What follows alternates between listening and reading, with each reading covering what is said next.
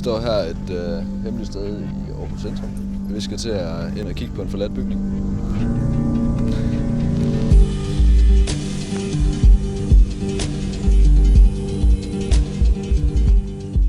Og Urban Exploration, det handler om at udforske alle byens skjulte rum. Se de her steder,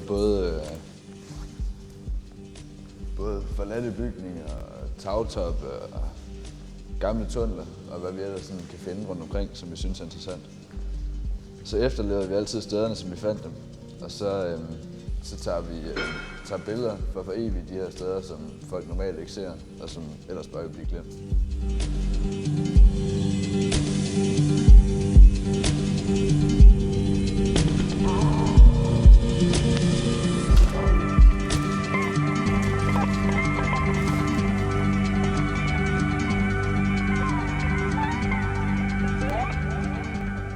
Jeg begyndte med Urban Exploration, dengang jeg gik i folkeskole, tror jeg.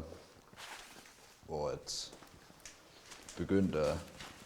dengang begyndte vi egentlig at sammen med nogle venner, begyndte at klatre på bygninger. Så elsker jeg, når man finder sådan noget her med gamle håndskrift på. Men bare sådan i det hele taget alt det at finde noget gamle personlige oplysninger, som man kan se, at folk har siddet med i hånden for flere år siden. Fra 95 det her.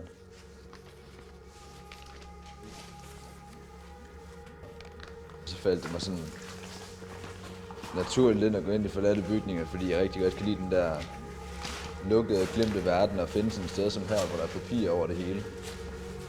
Og så også alle de flotte motiver, man kan få med masse rå betonmure og graffiti og alt den slags.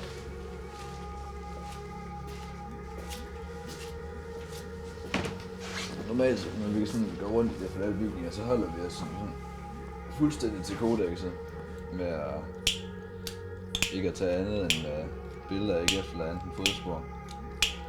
Men jeg synes, når man er sådan et sted som her, hvor stedet allerede er hærget af druk og masser af mennesker. Men selv sådan et sted som her, vi tager aldrig for det.